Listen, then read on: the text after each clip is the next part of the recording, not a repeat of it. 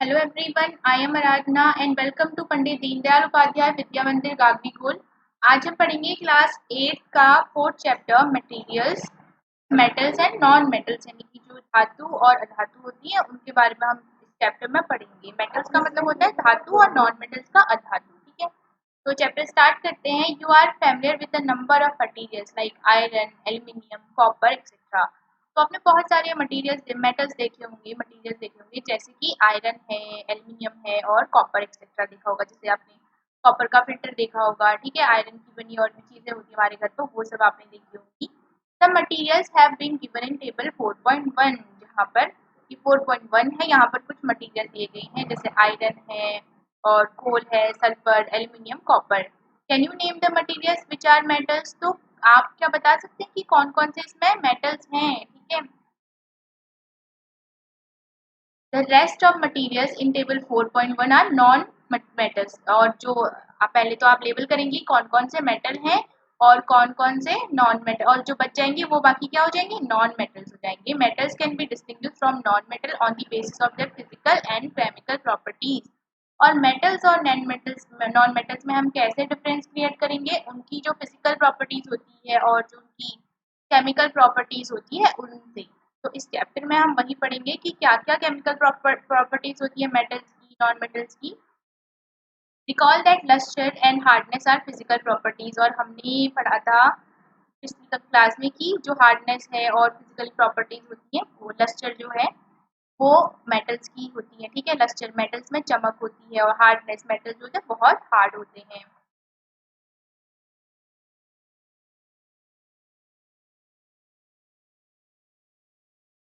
Physical properties of metals and non metals. तो non metals और metals की क्या क्या फिजिकल प्रॉपर्टीज है? फिजिकल प्रॉपर्टीज का मतलब होता है कोई वस्तु बाहर से कैसी दिखती है, ठीक है, उसका आकार कैसा है, उसका रंग कैसा है, वो सब फिजिकल प्रॉपर्टीज में आता है।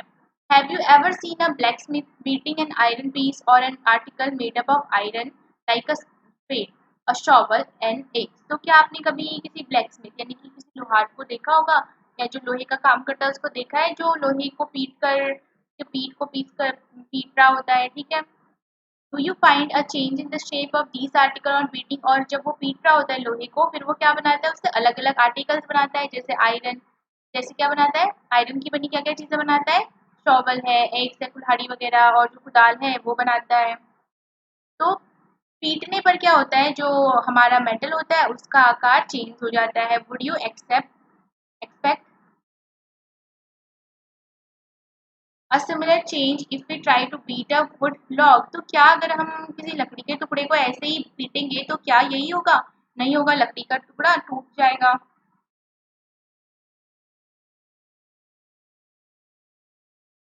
You saw that the shape of the iron nail and the aluminium wire changed on beating। तो हमने देखा कि जो लोहा होता है और जो एल्यूमिनियम की तार होती है वो हम अगर उसको पीटेंगे तो वो उसकी शेप चेंज हो जाती है। If they were beaten harder these could be changed into sheets। और उसको और ज्यादा पीटा जाए तो फिर वो किसमें चेंज हो जाता है? शीट्स में, चादरों में चेंज हो जाता है।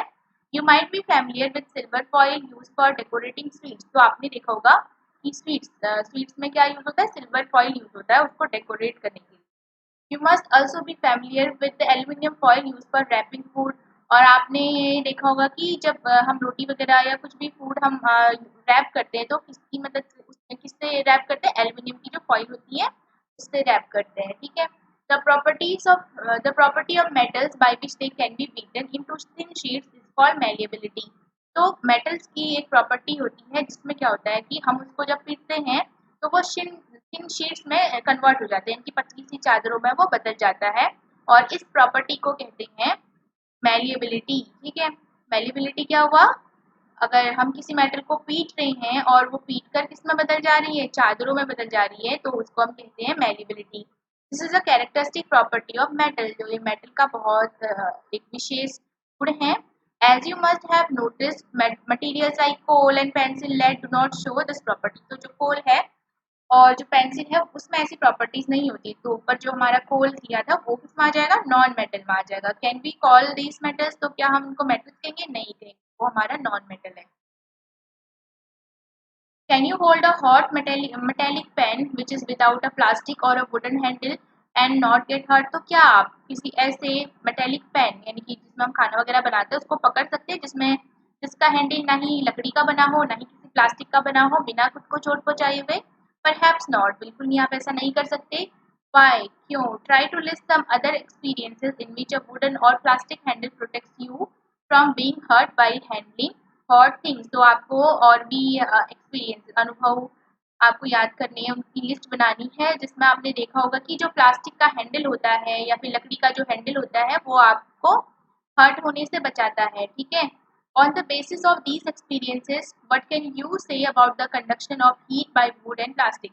तो ये जो एक्सपीरियंसेस है, जैसे कि जो लकड़ी का हैंडल है वो था नहीं था और ऑब्जेक्ट्स में, तो उस समय क्या पता चला कि जो तो क्या बोलते हैं ये मटेरियल्स होते हैं या जो मेटल्स होते हैं उनमें हीट या इलेक्ट्रिसिटी का कंडक्शन होता है या नहीं होता है, जो वुड और प्लास्टिक वगैरह है।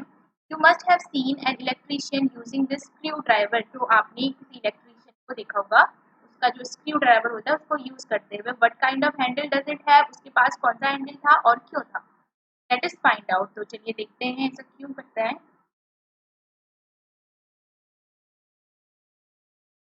तो ये तो एक्टिविटी है।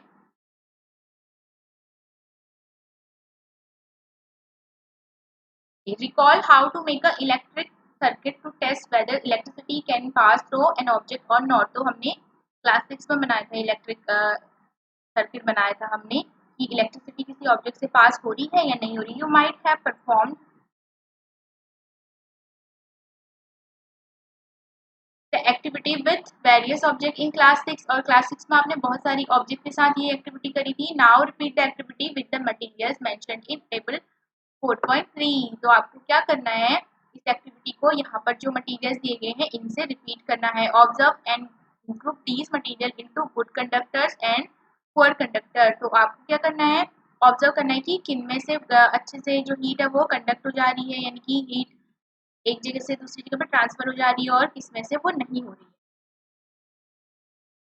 You observe that iron rod, nail and copper wire are good conductors while rolled sulfur piece and coal piece are poor conductor। तो हमने क्या देखा कि जो हमारी आयरन रॉड है, लोहे की जो छड़ है या नेल है और जो कॉपर वायर है वो क्या है, उसमें से अच्छे से हीट या इलेक्ट्रिसिटी कंडक्ट हो जा रही थी, ठीक है। और जबकि जो सल्फर है, रोड सल्फर है और कोयले का जो पीस है उसमें से इलेक्ट्रिसिटी या फिर हीट कंडक्ट नहीं हो रही है, ठीक है। यानी कि वो क्या है, पुअर कंडक्टर्स है, अच्छे से नहीं हो रही है हीट कंडक्ट, तो वो पुअर कंडक्टर्स हो गए।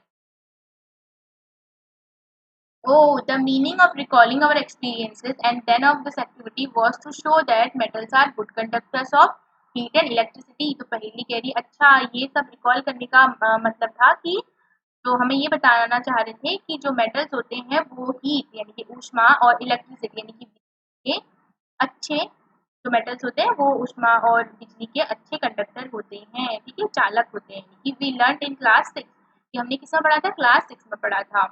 Where do you find the use of aluminium and copper wires. तो एल्यूमिनियम और कॉपर वायर्स का यूज आपने कहाँ देखा? Have you seen wires of coal, तो क्या आपने कभी कोयले के बने तार देखे हैं? डेफिनेटली नॉट, नहीं देखे होंगे, बिल्कुल नहीं देखे होंगे। The property of metal by which it can drawn into wires is called ductility. तो मेटल्स की एक और प्रॉपर्टी होती है जिसमें क्या होता है कि मेटल्स को तारों में बदला जा सकता है, तो ये प्रॉपर्टी कहलाती है डक्टिलिटी। एक हमने क्या पढ़ी, मैलिएबिलिटी, जिसमें क्या कर रहे थे, मेटल्स को पीट कर हम उसको शीट्स में बदल रहे थे, ठीक है, वो मैलिएबिलिटी थी। दूसरी प्रॉपर्टी क्या थी, जो मेटल्स होते हैं वो हीट और इलेक्ट्रिसिटी के अच्छे कंडक्टर होते हैं, इनकी जैसे हीट और जो इलेक्ट्रिसिटी होती है वो पास होती है। और तीसरी तीसरी जो प्रॉपर्टी है वो क्या है, जो मेटल्स होते हैं वो डक्टाइल होते हैं, यानी कि डक्टाइल का मतलब हुआ हम उनको तारों में बदल रहे हैं। Have you ever notice the difference in sound on dropping an iron sheet plate a metal coin and a piece of coal on the floor? If not you can try it now. आपको क्या करना है, जब कभी भी आपका कुछ iron का, लोहे का बना हुआ कुछ प्लेट या शीट या मेटल की कोई कॉइन होती है या जो कोयले का पीस होता है वो फ्लोर पर गिर जाते हैं, तो क्या कभी कोई आवाज़ आती है? अगर नहीं आती तो फिर ट्राई कीजिए आप, अगर नहीं किया है तो फिर आप फिर से ट्राई कीजिए। Do you note any difference in the sound produce. तो जब ये चीज़ें हमने गिराई, जैसे आयरन गिराया, आयरन की कोई शीट या कोई आयरन की बनी हुई कोई और आयरन का बना हुआ कोई ऑब्जेक्ट हमने गिराया, या मेटल का कोई कॉइन गिराया हमने, या फिर हमने कोयले का पीस गिराया, तो इन तीनों के गिराने में क्या अलग अलग आवाज़ आई? Have you seen wooden bells in temples? तो क्या आपने कभी मंदिरों में लकड़ी की बनी घंटियां देखी है? नहीं देखी होंगी। Can you give a reason, क्यों नहीं देखी होंगी? The things made of metals produce a ringing sound when struck hard. तो जो मेटल्स की बनी चीजें होती है, जब हम उनको क्या करते हैं, जोर से कहीं पर मारते हैं या जोर से कहीं पर उनको गिराते हैं, तो उनकी एक साउंड आती है, ठीक है, एक रिंगिंग साउंड आती है। Suppose you have two boxes similar in appearance. मानिए कि ऐसा मान लीजिए कि आपके पास दो बॉक्सेस हैं जो बिल्कुल एक तरह दिख रहे होते हैं। वन मेड ऑफ वुड, एक लकड़ी का बना है, and the other of metal, जबकि दूसरा क्या है, मेटल, धातु का बना है। Can you tell which box is made of metal by striking both the boxes? क्या आप बता सकते हैं कि कौन सा बॉक्स जो है मेटल का बना हो, दोनों में गिरा के या कुछ मार के आप बता सकते हैं कि क्या जो बॉक्स है वो मेटल का बना है या फिर वुड का बना है? Since metals produce ringing sound, तो जो मेटल्स होती है वो रिंगिंग साउंड प्रोड्यूस करती है, ठीक है। They are said to be sonorous, तो उनको कहते हैं सोनोरस। तो मेटल्स की एक प्रॉपर्टी है कि वो क्या प्रोड्यूस करती है, जब हम उनको कहीं पर हिट करते हैं तो या कहीं पर मेटल्स की बनी कोई चीज को गिराते हैं, तो वो एक साउंड प्रोड्यूस करती है, रिंगिंग साउंड। और इस साउंड को और इस उनको कहते हैं, इसलिए उनको कहते हैं सोनोरस, ध्वनिक कहते हैं इसको में, ठीक है, सोनोरस कहते हैं। The materials other than metals are not sonorous, और जो मटेरियल्स होती है ना मेटल्स के अलावा, वो सोनोरस नहीं होती। जैसे हम लकड़ी के पीस को गिराएंगे तो उसकी साउंड कुछ और आएगी, और हम वहीं पर किसी कॉइन को गिराएंगे मेटल की बनी हुई, तो उसकी साउंड कुछ और आएगी। तो जो मेटल्स होते हैं वो सोनोरस होते हैं, यानी कि वो ध्वनिक होते हैं। किसी कठोर सतह से जब हम उनको टकराते हैं तो फिर उनसे एक आवाज निकलती है। जो मेटल्स होते हैं वो सोनोरस होते हैं। After performing the above activities, तो हमने जो एक्टिविटी करी थी ऊपर, we can say that some materials are hard, हम कह सकते हैं कि कुछ मटेरियल्स हार्ड होते हैं, यानी कि सख्त होते हैं। लस्ट्रियस, यानी कि उनमें चमक होती है। मैलिएबल, यानी कि उनको पीट कर चादरों में बदला जा सकता है। डक्टाइल, यानी कि उनको तारों में बदला जा सकता है। सोनोरस, यानी कि उनमें से एक रिंगिंग साउंड प्रोड्यूस होती है जब वो किसी कठोर सतह से टकराते हैं। And good conductors of heat and electricity, और जो मेटल्स होते हैं वो हीट यानी कि ऊष्मा और बिजली के अच्छे चालक होते हैं, ठीक है, सुचालक होते हैं। तो ये जो है ये कैरेक्टरिस्टिक्स है किसकी, मेटल्स की। Metals are hard, metals are lustrous, malleable होते हैं, वो डक्टाइल होते हैं, सोनोरस होते हैं, and good conductors of heat and electricity, ठीक है। The materials which generally possess these properties are called metals, तो जो मटेरियल्स की जिस मटेरियल में इतनी सारी प्रॉपर्टीज होंगी उसको हम कहेंगे मेटल्स, यानी कि धातु। The example of metals are iron, copper, aluminium, calcium, magnesium etcetera. In contrast materials like coal and sulphur are soft and dull in appearance, जबकि जो मटेरियल्स होती हैं जैसे कोल है, सल्फर है, वो क्या होती है, सॉफ्ट, बहुत ही सॉफ्ट, मुलायम होती है, और बहुत डल, यानी कि उनमें शाइन नहीं होती है। They break down into powdery mass, और वो किसमें बदल जाती है, अगर हम उनको तोड़ेंगे या फिर किसी से पीटेंगे तो वो एक पाउडर सा बनाते हैं, ठीक है। हथौड़े से अगर हम उनको मारेंगे या किसी भी चीज से मारेंगे उनके ऊपर, तो पाउडर या टूट टूट जाते हैं वो, ठीक है। दे आर नॉट सोनोरस, और उनसे रिंगिंग साउंड भी प्रोड्यूस नहीं होती है। And are poor conductors of heat and electricity, और साथ में वो हीट और इलेक्ट्रिसिटी प्रोड्यूस कंडक्ट भी नहीं करते हैं। These materials are called non metals, तो इन मटेरियल्स को हम कहेंगे नॉन मेटल्स। तो अब आप जो ऊपर आपको टेबल दी गई थी उसको आसानी से आप फिल कर सकते हैं यहाँ पर। जैसे आयरन, आयरन क्या था, शाइनी, ये चमकदार भी था, और सोनोरस साउंड भी प्रोड्यूस हो रही थी, तो हम इनको क्या कर सकते हैं, हम ये क्या है हमारा मेटल है। कोल क्या है हमारा, नॉन मेटल है। सल्फर भी हमारा नॉन मेटल है, क्योंकि हमने अभी भी पढ़ा कि जब हम इनको हथौड़े से मारेंगे इनके ऊपर ये टूट जाते हैं। एल्यूमिनियम भी हमारा मेटल है, क्योंकि हम इसके तार बना सकते हैं। कॉपर भी हमारा मेटल है, इसकी भी वायर्स बनते हैं, ठीक है। तो यहाँ पर आपको क्या भरना है, अपीयरेंस, यानी कि वो कैसे दिखते हैं। तो आयरन शाइनी है, ठीक है। कोल डल होता है, अभी अभी मैंने पढ़ा कि ये इसमें शाइन नहीं होती है। सल्फर में भी डल होता है, ठीक है। एल्यूमिनियम ये शाइनी होता है, कॉपर तो शाइनी ही होता है, ठीक है। उसके बाद हार्डनेस में आ जाएंगे, very hard, not very hard. आपको दो यहाँ पे कैटेगरी दी गई है कि एक बहुत हार्ड होती है और कौन सी जो बहुत हार्ड नहीं होती, ठीक है। आयरन जो होता है वो बहुत हार्ड होता है, यानी कि यहाँ पर आप वेरी हार्ड लिख सकते हैं। कोल नॉट वेरी हार्ड, ठीक है, अगर हम हथौड़े से उसको मारेंगे तो वो हमने अभी पढ़ा कि पाउडर सा बन जाता है। सल्फर भी हम लिखेंगे नॉट वेरी हार्ड।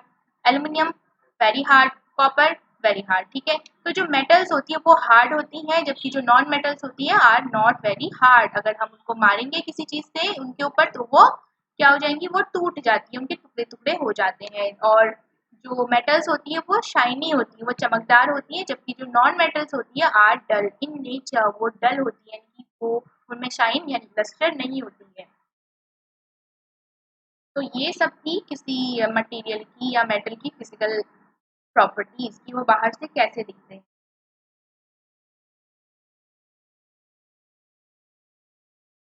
तो यहाँ पर कुछ एग्जाम्पल्स दिए गए हैं। The examples of non metals are sulphur, sulphur भी नॉन मेटल है, कार्बन भी नॉन मेटल है, ऑक्सीजन जो है हमारी वो भी नॉन मेटल है, फॉस्फोरस भी हमारी नॉन मेटल्स है।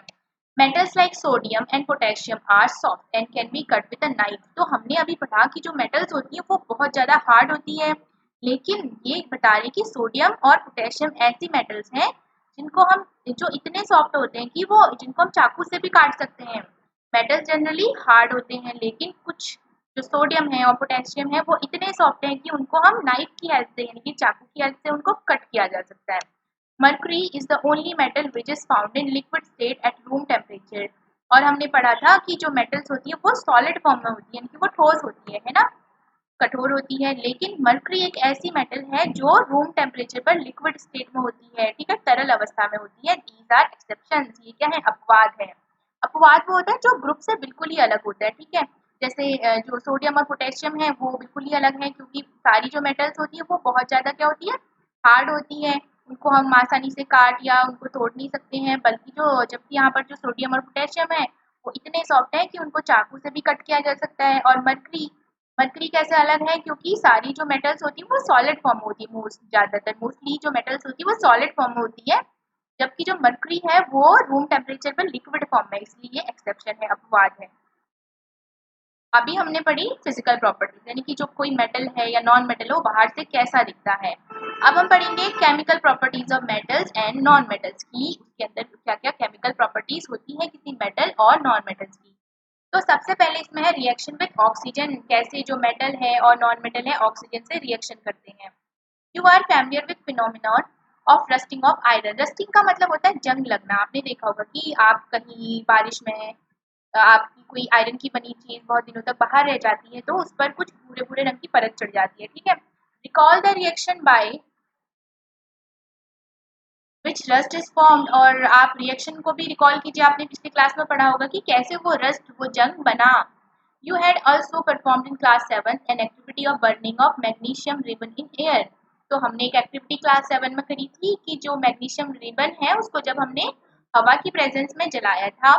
You had learn that in both the processes oxide formation takes place. हमने देखा कि दोनों ही जो प्रोसेस है उसमें क्या बन रहा है, इन मेटल्स का ऑक्साइड बन रहा है। Complete the following reaction of iron and magnesium with oxygen. तो हमने आयरन, ऑक्सीजन, आयरन जो कोई भी मेटल जो ऑक्सीजन या वाटर से रिएक्ट करता है तो इसका ऑक्साइड बनता है। हमने पिछली क्लासेस में भी पढ़ा था। यहाँ पर क्या बनेगा, मैग्नीशियम ऑक्साइड बनेगा और यहाँ पे आयरन ऑक्साइड बनेगा।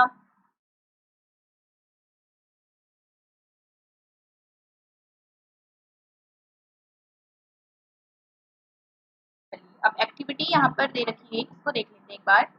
Activity 4.3, let us check the nature of rust form as a result of reaction between iron. तो हमने क्या करना है, ऑक्सीजन आयरन, आयरन ने ऑक्सीजन और वाटर की प्रेजेंस में जो रस्ट बनाया था, ठीक है, उसका नेचर कैसा है, यानी कि वो एसिडिक है या बेसिक है, वो हमें देखना है कि वो अम्ल है, उसमें अम्ल होता है या फिर क्षार होता है। Collect a spoonful of rust, आपको रस्ट निकालना है चम्मच में, and dissolve it in a very little amount of water, और पानी में आपको डिजोल्व कर लेना है। You will find that the rust remain suspended in water, shake the suspension well. फिर आपको क्या करना है, अच्छे से उसको शेक करना, हिलाना है। Test the solution with red and blue litmus paper. Litmus paper, litmus क्या होता है, लिटमस पेपर की हेल्प से हम पता करते हैं कि कोई चीज एसिडिक है या फिर बेसिक है। तो हमें टेस्ट करना है रेड और ब्लू लिटमस पेपर की हेल्प से। और जो एसिड होते हैं वो ब्लू लिटमस को रेड कर देते हैं, और जो बेस होते हैं वो ब्लू को रेड कर देते हैं, सॉरी, जो रेड को ब्लू कर देते हैं, ठीक है। What do you observe, is the solution acidic और बेसिक। तो आपने क्या देखा रिएक्शन के बाद, यहाँ पर रस्ट का सस्पेंशन है और हमने लिया रेड लिटमस पेपर, और जब हम इसको डाल रहे थे ये कैसा हो गया, ब्लू हो गया, ठीक है।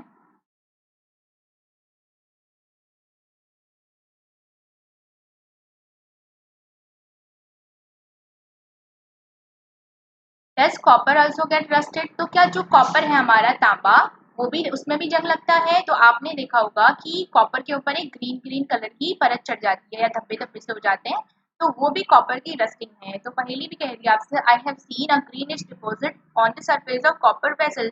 कॉपर के जो बर्तन होते हैं आपने उसकी सरफेस पर देखे होंगे कि कुछ ग्रीन ग्रीन कलर के धब्बे से हो जाते हैं या परत सी चढ़ जाती है, तो वो भी रस्टिंग है। जैसे हमने आयरन की रस्टिंग देखी थी, ब्राउन कलर की परत चढ़ रही थी, तो यहाँ पर कॉपर में कैसे चल रही है, ग्रीन कलर की।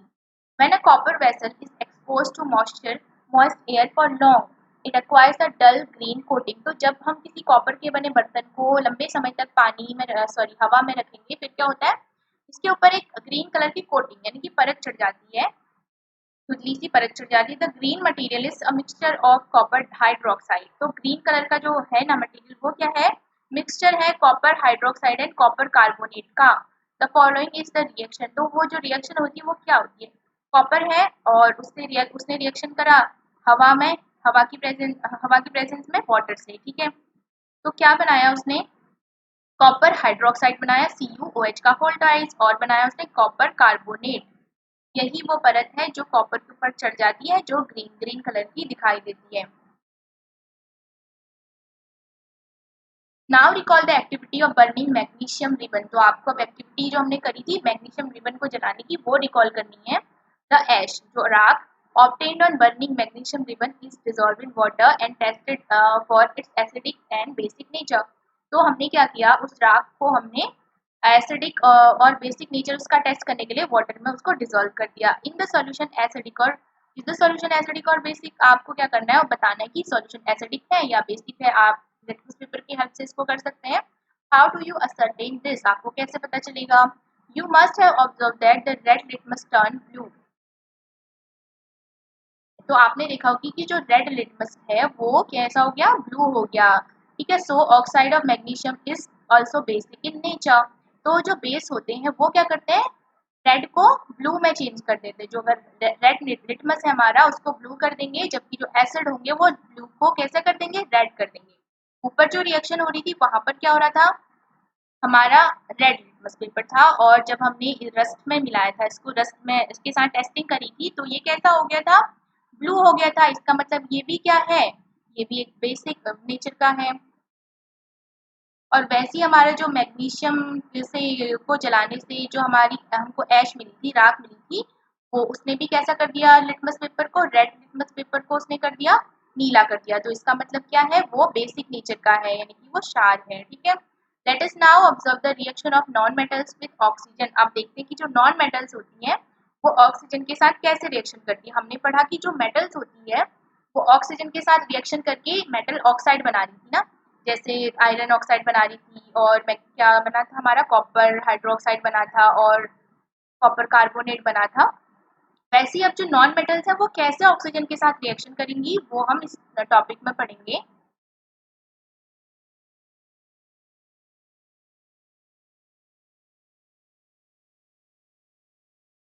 तो यहाँ पर एक एक्टिविटी दे रखी है, take a small amount of powder sulphur in a deflagrating spoon and heat. आपको क्या करना है, थोड़ा सा आपको सल्फर का पाउडर लेना है। सल्फर जो होता है हमारा नॉन मेटल होता है, हमने अभी भी पढ़ा कि ये डल होता है, इसमें शाइन नहीं होती है और आसानी से ये टूट जाता है। तो सल्फर एक हो गया हमारा नॉन मेटल।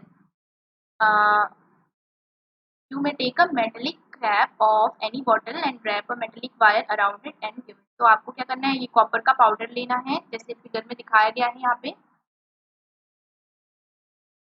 ऐसे बना सकते हैं आप स्पून को, अगर आपके पास अवेलेबल नहीं है। As soon the sulphur starts burning, तो जैसे ही सल्फर जलना शुरू करता है, introduce the spoon into the gas jar. इस गैस जार में उसको, आपको जो सल्फर था उसको इसमें डाल देना है, ठीक है।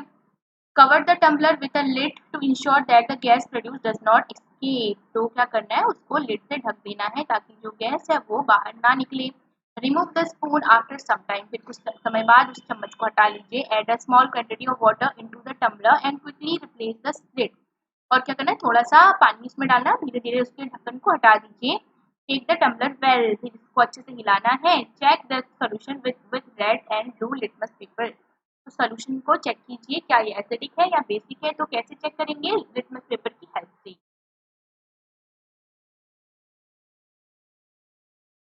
तो देखिए यहाँ पर रेड लिटमस पेपर था। चलिए देखिए क्या होता है। The name of the product formed in the reaction of the sulfur and oxygen is sulfur dioxide gas। तो क्या प्रोडक्ट बना? सल्फर और ऑक्सीजन की रिएक्शन से सल्फर डाइऑक्साइड गैस बनी। When sulphur dioxide is dissolve in water sulphurous acid is form. और जब water के साथ इसको डिसॉल्व किया गया तो सल्फ्यूरस एसिड बना। This the reaction can be given as follows. यहाँ पर रिएक्शन दिखाई गई है। सल्फर डाइऑक्साइड वाटर के साथ रिएक्शन करेगा तो क्या बनेगा? Sulphurous acid H2SO3। The sulphuric the sulphuric asset turns blue litmus paper red. तो इसने क्या किया? जो नीला लिटमस पेपर था उसको रेड कर दिया। तो एसिड्स जो होते हैं वो क्या करते हैं? नीले को लाल कर देते हैं। Generally oxides of non metals are acidic in nature. तो इससे क्या पता चला? जो नॉन मेटल्स हैं उनके जो ऑक्साइड्स बनते हैं, हमने सल्फर लिया था, सल्फर जो होता है नॉन मेटल होता है, तो इसका जो ऑक्साइड बना था इसने क्या किया था? जो ब्लू लिटमस पेपर था उसको कैसा कर दिया? लाल कर दिया था। तो जो एसिड्स होते हैं वो ब्लू लिटमस पेपर को लाल में कन्वर्ट कर देते हैं, रेड कर देते हैं। तो जो ऑक्साइड, इससे क्या निकला कंक्लूजन की जो नॉन मेटल्स के ऑक्साइड्स होते हैं वो एसिडिक नेचर के होते हैं। ठीक है। Recall the name of some of the laboratory acids and bases you have read in class 7। आपको कुछ लेबोरेटरी में आपने यूज किए थे एसिड्स या बेसिस, उनके नाम फिर से रिकॉल करने हैं। Note down their names in table 4.2 4.4 और उनके नाम यहाँ पे लिखने हैं नीचे। आइडेंटिफाई द मेटल और non metal present in them which forms oxide with oxygen. और आपको जान करनी है कि कौन से ऑक्साइड्स बन रहे हैं ऑक्सीजन की प्रेजेंस में। अब जो नॉन मेटल्स हैं वो कैसे रिएक्ट करती है मेटल्स और नॉन मेटल वाटर के साथ, ये हम पढ़ेंगे, ये बहुत इंपॉर्टेंट है। Let us see how metals and non metals react with water. तो चलिए जानते हैं कि जो नॉन मेटल्स हैं और जो मेटल्स हैं वो कैसे वाटर के साथ, पानी के साथ रिएक्शन करती है। Sodium metal is very reactive. जो सोडियम मेटल है, हमने पढ़ा था कि सोडियम और पोटेशियम जो होती है बहुत सॉफ्ट होती है, मेटल होते हुए भी ये बहुत सॉफ्ट होती है, लेकिन ये बहुत ज़्यादा रिएक्टिव भी होती है।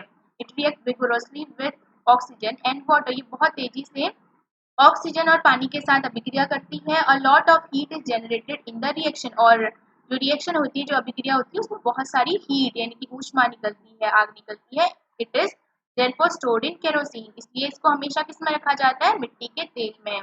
तो सोडियम मेटल ऐसी मेटल है जिसको जिसको केरोसिन ऑयल में रखा जाता है। क्यों रखा जाता है? क्योंकि ये पानी से बहुत तेजी से अभिक्रिया करती है और साथ में ऑक्सीजन से भी बहुत तेजी से अभिक्रिया करती है।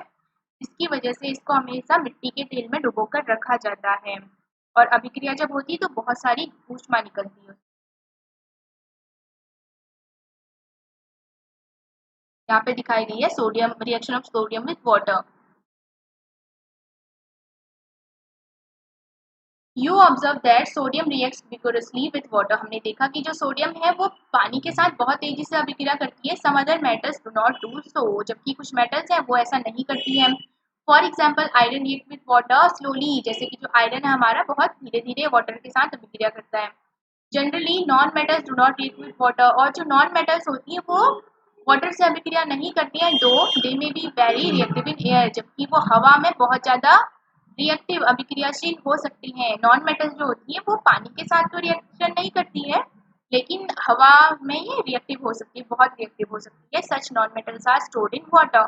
तो ऐसे नॉन मेटल्स जो पानी के साथ रिएक्शन नहीं करती है बल्कि हवा में वो बहुत ज़्यादा रिएक्टिव हो सकती है, उनको किस में रखा जाता है? वाटर में रखा जाता है। फॉर एग्जाम्पल, जैसे उदाहरण के लिए phosphorus is very reactive non metal. जो फॉस्फोरस है बहुत ज़्यादा रिएक्टिव नॉन मेटल है। It catches fire if expose to air. तो जब ये हवा इसको थोड़ी सी भी हवा लगती है तो ये इसमें आग पकड़ जाती है। ठीक है। To prevent the contact of phosphorus with atmospheric oxygen it is stored in water.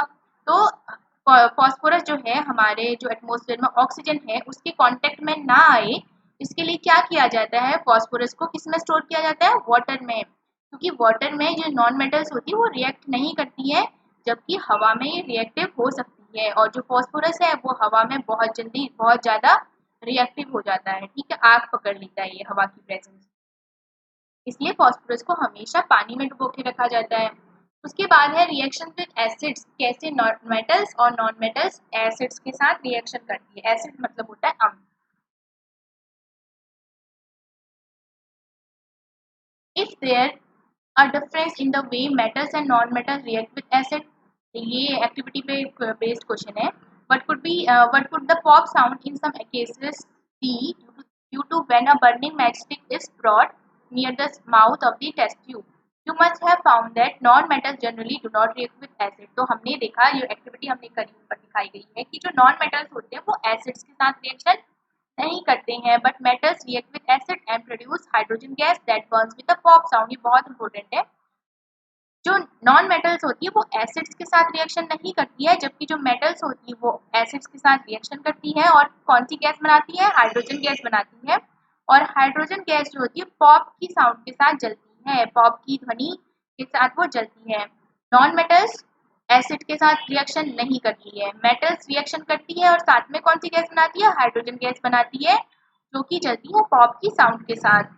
You must have noticed that copper does not react with dilute hydrochloric acid even on heating, but it reacts with sulfuric acid. तो हमने ऊपर ये भी देखा कि जो copper है वो डाइल्यूट हाइड्रोक्लोरिक एसिड के साथ रिएक्शन नहीं करता है, जबकि इवन ऑन हीटिंग, गर्म करने पर भी ये रिएक्शन नहीं करता है, but it reacts with sulphuric acid, जबकि सल्फर के साथ ये रिएक्शन कर जाता है। ठीक है,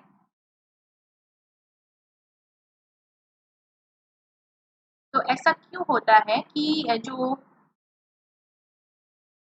कॉपर है वो डाइल्यूट हाइड्रोक्लोरिक एसिड के साथ रिएक्शन नहीं कर रहा है, लेकिन जो सल्फ्यूरिक एसिड है उसके साथ रिएक्शन कर दे रहा है, वो हम यहाँ पर पढ़ेंगे।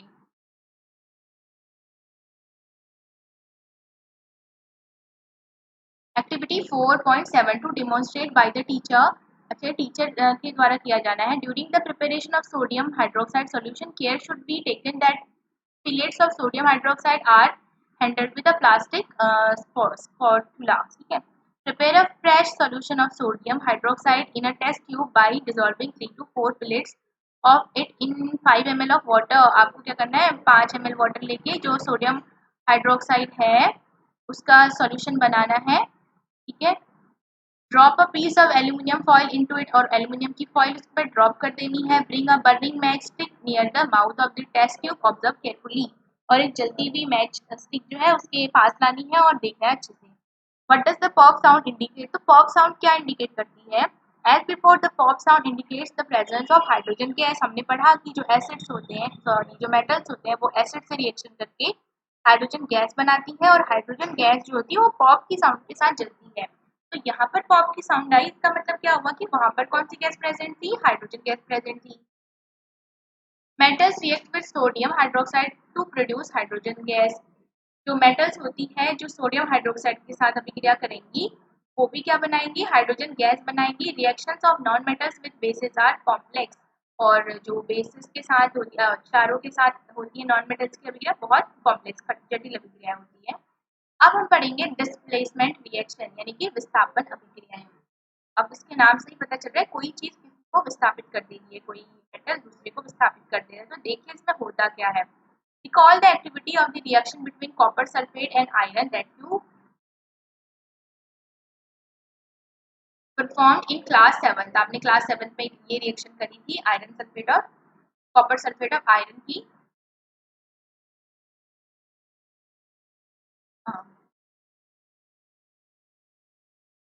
Late us observe some more reaction of that kind. उसी प्रकार की और अभिक्रियाएं भी हम यहाँ पर देखेंगे। Take 100 ml beakers and label them A B C D and E.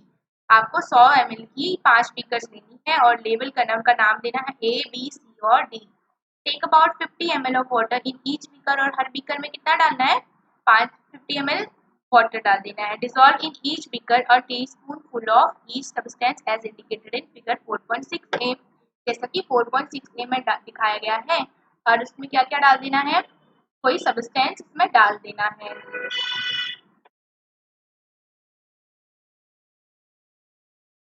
Keep the beakers in undisturb for some time, और कुछ टाइम के लिए बीकर को वैसा ही छोड़ दीजिए बिना डिस्टर्ब किए हुए। Record your observation in your notebook, और अपनी ऑब्जर्वेशन नोट कीजिए।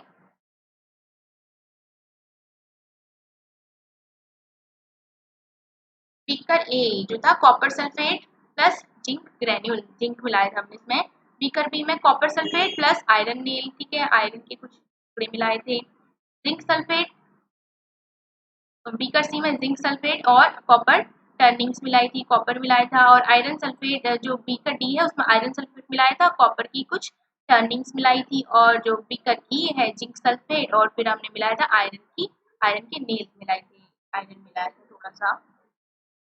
अब देखिए what changes do you observe in the various beaker. तो बीकर्स में क्या क्या चेंजेस हुए। You have read that one metal displaces another metal from its compound in aqueous solution. तो हमने देखा कि एक मेटल जो है दूसरे मेटल को उसके कंपाउंड यानी यौगिक से अलग कर रहा है एक्वस सॉल्यूशन में, जली हुई है। इन beaker A zinc replaces copper two form copper sulphate. तो ए में क्या हो रहा है, जो जिंक है वो रिप्लेस कर रहा है कॉपर को to form copper sulphate from copper sulphate. ठीक है, देखिए यहाँ पर पहले क्या था, कॉपर सल्फेट था, ठीक है। अब हमने इसमें जिंक मिलाया तो यहाँ पर क्या मिल गया हमको, जिंक सल्फेट मिल गया। यानी कि जिंक ने किसको अलग कर दिया, कॉपर को यहाँ से हटा के यहाँ पर खुद आ गया वो, ठीक है। यानी कि जिंक ने कॉपर को रिप्लेस कर दिया और उसकी जगह पे वो खुद आ गया। वैसे यहाँ भी हो रहा है FeSO4 कॉपर टर्निंग। अच्छा यहाँ पर कोई भी रिएक्शन नहीं हो रही है, अब देखिए क्यों नहीं हो रही है यहाँ पर कोई भी reaction. You have read that one metal displaces another metal from its compound in aqueous solution। हमने देखा कि एक मेटल जो है दूसरे मेटल को उसके aqueous solution से अलग कर रही है और खुद उसके साथ कंपाउंड बना रही है। इन beaker A zinc replaces copper. Beaker A में जिंक ने कॉपर को रिप्लेस किया और खुद क्या बना दिया, जिंक सल्फेट बना दिया। That is why the blue colour of copper sulphate disappear. इसलिए जो कॉपर का ब्लू कलर था वो डिसअपेयर हो गया, यानी कि गायब हो गया। And powdery red mass of copper is deposited at the bottom of the beaker. इसलिए बॉटम बीकर के बॉटम में एक पाउडरी रेड वो जो मास था वो आ गया। The reaction can be represented as follow. देखिए क्या हुआ, कॉपर सल्फेट था ना, उस पर हमने जिंक डाला था, तो जिंक ने क्या किया, इस कॉपर को यहाँ से हटाया और यहाँ पर खुद वो जुड़ गया, ZnSO4 उससे बना लिया और कॉपर को अलग कर दिया। जो रेड कलर का है वो कॉपर है और जो जिंक सल्फेट है वो कलरलेस है, ठीक है, बिना रंग का। You can write down the reaction taking place in beaker be in a similar manner. और जैसे बीकर बी में जो जैसे ऊपर जो ए में रिएक्शन हो रही थी वैसे हम बीकर बी वाली रिएक्शन को भी दिखा सकते हैं। I have understood the reaction taking place in beaker A and B, but I am still confused why there is no change in beaker C, D and E। तो पहेली कह रही है कि बीकर ए और बी का तो ठीक है, उसमें क्या हो रही है, डिस्प्लेसमेंट रिएक्शन हो रही है, एक मेटल जो है दूसरे मेटल को रिप्लेस कर दे रहा है, लेकिन बीकर सी डी और ई में कोई चेंज क्यों नहीं हो रहा है। यहाँ देखिए ये जो सी डी और ई है इसमें कोई भी चेंज नहीं हो रहा है ना, तो यहाँ पर चेंज हो गया। अब हम जानते हैं कि इसमें कोई भी चेंज नहीं हुआ, क्यों नहीं हुआ। There could have been displacement by zinc by copper in beaker C and by iron in beaker E. तो यहाँ पर भी डिस्प्लेसमेंट हो सकता था। Similarly iron could be displaced by copper in beaker D. तो आयरन भी जो है किसके द्वारा डिस्प्लेस हो सकता था, कॉपर के द्वारा। Since we do not see any change in beaker C we can infer that copper is not able to replace zinc from zinc sulphate. तो जो बीकर सी है उसमें कोई भी डिस्प्लेसमेंट रिएक्शन नहीं हो रही है, क्योंकि जो जिंक कॉपर है वो जिंक को रिप्लेस नहीं कर पा रहा है। But why when zinc can replace copper in beaker. पर क्यों, जबकि जो जिंक है वो जो कॉपर को रिप्लेस कर रहा है ए में, why can not copper replace zinc in beaker C. तो कॉपर क्यों नहीं रिप्लेस कर पा रहा है। Remember that science is not arbitrary, यानी कि साइंस जो है वो क्या है, वो किस पर बेस्ड है, हमारे रूल्स पर बेस्ड होती है, फैक्ट पर बेस्ड होती है। वो ऐसी कोई कहानी जैसी या तथाकथित नहीं होती है, कुछ भी हो जाए ऐसा नहीं होता है। क्या होता है, जो ज़्यादा रिएक्टिव मेटल्स होती है वो कम रिएक्टिव मेटल्स को डिस्प्लेस कर देती है। And the rule here is that zinc is more reactive. जो जिंक है वो ज़्यादा रिएक्टिव है as compare to copper. Copper और आयरन से जिंक ज़्यादा रिएक्टिव होती है, इसलिए अगर हम आयरन किसी कॉपर के सॉल्यूशन में या आयरन के सॉल्यूशन में जिंक डालें तो जिंक इन दोनों को रिप्लेस कर देगा और खुद वहां पर आ जाएगा। A more reactive metal can replace a less reactive metal. तो एक ज़्यादा रिएक्टिव जो मेटल होता है वो कम रिएक्टिव मेटल को रिप्लेस कर देता है, but a less reactive one can not replace a more reactive metal. लेकिन जो कम रिएक्टिव मेटल होता है वो ज़्यादा रिएक्टिव मेटल को रिप्लेस नहीं कर पाता है। Now you can understand why there are no displacement reaction in beakers D and E also। तो अब आप समझ गए होंगे कि क्यों जो बीकर EC, D और E है उनमें क्यों डिस्प्लेसमेंट रिएक्शन नहीं हुई। Can you guess the sequence of metals from more reactive to less reactive among zinc, iron and copper? तो आपको ये क्या करना है, सीक्वेंस में लगाना है कि कौन ज्यादा रिएक्टिव है। तो देखिए यहाँ पर इसमें कोई रिएक्शन नहीं हो रही थी, ठीक है, क्योंकि यहाँ पर जिंक है, ठीक है, कॉपर आयरन, यहाँ पर भी क्या है, आयरन और कॉपर है, और यहाँ पर भी जिंक है। तो जिंक जो होता है कॉपर से ज्यादा रिएक्टिव होता है और यहाँ पर भी आयरन से ज्यादा रिएक्टिव होता है, इसलिए इसमें कोई भी डिस्प्लेसमेंट रिएक्शन नहीं हुई थी। और आयरन जो होता है वो कॉपर से ज्यादा रिएक्टिव होता है, इसलिए इसमें भी कोई डिस्प्लेसमेंट रिएक्शन नहीं हुई थी। अगर कॉपर ज्यादा रिएक्टिव होता तो फिर ये कॉपर क्या करता, इसके आयरन को अलग करके इससे कंपाउंड बना लेता, सल्फेट के साथ कंपाउंड बना लेता, बन जाता है कॉपर सल्फेट, ठीक है। लेकिन यहाँ पर क्या हो रहा है, जो ये वाला है सोल्यूशन, ये क्या है, कम रिएक्टिव है, इसलिए ये कंपाउंड को अलग नहीं कर पा रहा है। Uses of metals and non metals. अब क्या क्या यूजेस हैं मेटल्स और नॉन मेटल्स के, ठीक है। You should be able to guess why metals are used in making machinery, automobiles, aeroplanes, train, satellites, industrial gadgets, cooking utensil, water boilers etcetera. तो metals के बहुत सारे यूजेस होते हैं, जैसे मशीनरी, ऑटोमोबाइल्स में हो गया, एरोप्लेन्स में हो गया, ट्रेन में, सैटेलाइट्स में, और बहुत जगह मेटल्स का यूज करते हैं। You are also familiar with the uses of some non metals. और नॉन मेटल्स के भी कुछ यूज आपने देखे होंगे। There are some interesting words, we are sure that you will guess them right. तो चलिए क्या क्या यूजेस हैं। Non metal is essential for our life which all living being inhale during breathing. तो नॉन मेटल हमारे जीवन के लिए बहुत ज़रूरी है, क्योंकि जो ऑक्सीजन होती है वो नॉन मेटल होती है, जिसको हम सांस के रूप में अंदर लेते हैं। Non metals used in fertilisers to enhance the growth of plant. तो नॉन मेटल्स जो होती हैं वो कुछ फर्टिलाइजर्स में भी यूज होती हैं। फर्टिलाइजर्स क्या होते हैं, जो प्लांट की ग्रोथ में हेल्पफुल रहते हैं। Non metals use in water purification process, और पानी का जो शुद्धिकरण प्रोसेस होती है उसमें भी नॉन मेटल्स का यूज होता है। Non-metal used in the purple colored solution which is applied on wounds as an antiseptic। तो जो एंटीसेप्टिक होता है उसमें भी नॉन मेटल का यूज होता है। Non metal use in crackers, और क्रैकर्स में जो पटाखे वगैरह होते हैं उनमें भी नॉन मेटल्स का use. You may add some more uses of metals and non metal from your experiences. आप अपने एक्सपीरियंसेस से मेटल्स और नॉन मेटल्स के और भी यूजेस देख सकते हैं। I hear that magnesium is found in plants. In what form it is found in them? पहली कह रही है कि मैंने ये पढ़ा है कि मैग्नीशियम जो होता है प्लांट्स में होता है, पर क्या किस फॉर्म में होता है। The doctor reported iron deficiency in my body। Doctor कहते हैं कि मेरी बॉडी में आयरन की कमी है। Where is iron in my body? तो बॉडी में आयरन है कहाँ पर। In class 7th you have learned that in a chemical reaction new substances are formed। हमने केमिकल रिएक्शन में क्या होता है कि नए सब्सटेंसेस, नए पदार्थ बनते हैं। These substances are different from those which underwent the reaction। और जो नए substances बनते हैं वो बिल्कुल ही जो पुराने जो substances होते हैं जो रिएक्शन में पार्टिसिपेट करते हैं बिल्कुल ही उससे अलग होते हैं। Now, if a substance cannot be broken down further by chemical reaction, by cooling, heating or by electrolysis, it is called element। तो अगर कोई जो substance है वो फर्दर डिवाइड नहीं हो पाता है किसी भी केमिकल रिएक्शन से, जैसे कि उसको ठंडा करके, हीट करके और इलेक्ट्रोलाइसिस के थ्रू, तो उसको हम कहते हैं, उस सब्सटेंस को एलिमेंट कहते हैं, ठीक है। एलिमेंट को हम फर्दर डिवाइड नहीं कर सकते हैं। सल्फर इज एन एलिमेंट, जैसे सल्फर जो है वो एक एलिमेंट है, तो इज आयरन, वैसे ही आयरन भी एलिमेंट है, कार्बन भी एलिमेंट है। कार्बन जो है उसको हम फर्दर फिर से डिवाइड नहीं कर सकते हैं, ठीक है। The smallest unit of an element is atom. तो जो एलिमेंट है उसकी सबसे छोटी इकाई क्या है, एटम है। A sample of an element contains only one kind of atom। और किसी भी एलिमेंट में केवल एक प्रकार के परमाणु यानी कि एटम होते हैं। The atom of an element remains unaffected by physical changes in the element। तो एटम के जो एलिमेंट्स होते हैं उसमें वो किसी भी फिजिकल चेंजेस के द्वारा उनको अफेक्ट नहीं होता है, कोई भी फिजिकल चेंज हो वो अफेक्टेड नहीं होते हैं। For example an atom of liquid sulphur would be exactly the same as the atom of solid और वेपर सल्फर, ठीक है। जैसे अगर कोई लिक्विड सल्फर है का एटम है, तो गैस स्टेट में भी वही रहेगा सेम, और उसकी जो सॉलिड स्टेट है उसमें भी वो वही रहेगा।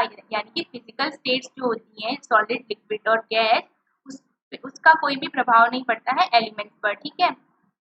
Although we have an infinite variety of substances in the universe, हमारे यूनिवर्स में बहुत सारे substances हैं, the number of element forming these substances is limited, लेकिन इनको बनाने में जिस एलिमेंट का यूज होता है वो लिमिटेड है। There are no more than 95 naturally occurring elements. तो हमारे नेचर में कितने एलिमेंट्स हैं? 94 एलिमेंट्स हैं। An important classification of elements is in terms of metals and non metals. तो एक क्लासिफिकेशन था जो हमने पढ़ा नॉन मेटल्स और मेटल्स के तौर पर पढ़ा।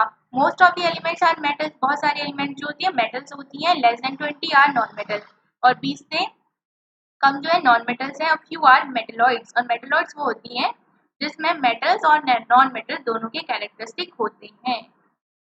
तो हमारे चारों जो भी एलिमेंट्स हैं जो नेचुरली अकरिंग है, उसको हमने यहाँ पर उनके बारे में हमने पढ़ा।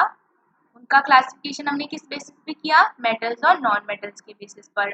और एक प्रकार के एलिमेंट्स और होते हैं जिनको हम कहते हैं मेटलॉइड्स, जिनमें कैरेक्टर्स होते हैं मेटल्स और नॉन मेटल्स दोनों के। एक बार इसकी समरी देख लेते हैं। मेटल्स आर लस्ट्रियस व्हेरेas non metals have no lustre. जो मेटल्स होती है, जो धातु होती है, उनमें चमक होती है, जबकि जो अधातु होती है उनमें चमक नहीं पाई जाती है। Generally metals are malleable and ductile. तो मेलिएबल क्या हो रहा था? मेलिएबल कौन सी प्रॉपर्टी थी? मेलिएबिलिटी में क्या हो रहा था? जो मेटल्स थी उनको हम पीट कर थिन शीट्स में कन्वर्ट कर रहे थे, यानी कि चादर बना रहे थे। वहीं पर जो डक्टिलिटी है उसमें क्या हो रहा है? हम मेटल्स को किस में कन्वर्ट कर रहे हैं? वायर्स में कन्वर्ट कर रहे हैं, वो डक्टिलिटी है। तो मेटल्स जो होती है वो are malleable and ductile. Metals जो होती है वो मेलिएबल होती है और डक्टाइल भी होती है। Non metals do not have these properties. जबकि जो नॉन मेटल्स होती है वो ना ही मेलिएबल होती है ना ही डक्टाइल होती है। यानी कि अगर हम उनको पीटेंगे तो वो चादर में नहीं बदलेंगी, वो टूट जाती है, ठीक है। और वो डक्टाइल भी नहीं होती, यानी कि उनके वायर्स भी नहीं बनाए जा सकते हैं। Generally metals are good conductors of heat and electricity. जो मेटल्स होती है वो ऊष्मा और बिजली की अच्छी कंडक्टर्स होती हैं, यानी कि इसमें से बिजली और जो ऊष्मा होती है वो पास हो सकती है एक सिरे से दूसरे सिरे तक। But non metals are poor conductors. जबकि जो अधातु होती है वो पुअर कंडक्टर्स होती है, जैसे ऊष्मा और बिजली है वो पास नहीं हो पाती है, उसका संचालन नहीं हो पाता है।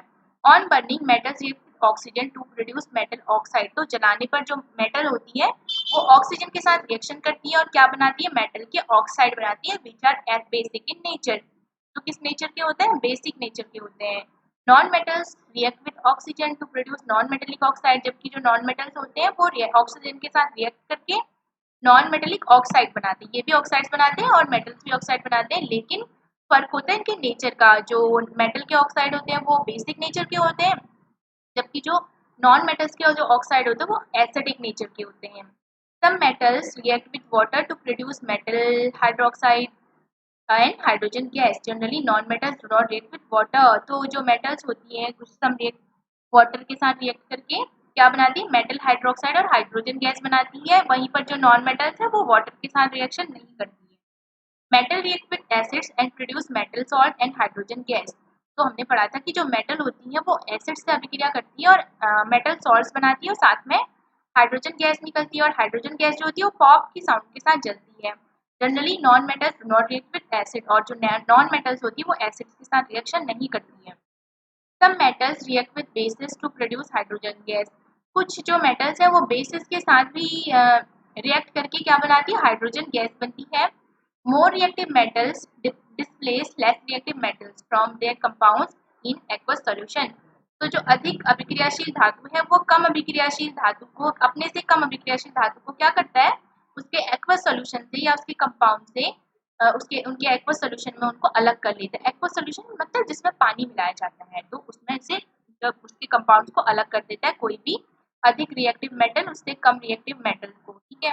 जैसे हमारा जिंक कर रहा था कॉपर को, उसके कॉपर सल्फेट का जो कंपाउंड था उससे अलग कर रहा था। Metals and non metals are use widely in everyday life. तो मेटल्स और नॉन मेटल जो होती है वो हम हमारी जो दैनिक जीवन है उसमें हम बहुत ज़्यादा उसका यूज़ करते हैं, मेटल्स और नॉन मेटल्स का। तो ये चैप्टर हमारा कंप्लीट हो गया है, इससे आगे हम नेक्स्ट वीडियो में पढ़ेंगे। अगर वीडियो पसंद आते तो प्लीज़ लाइक करें और चैनल को सब्सक्राइब भी करें।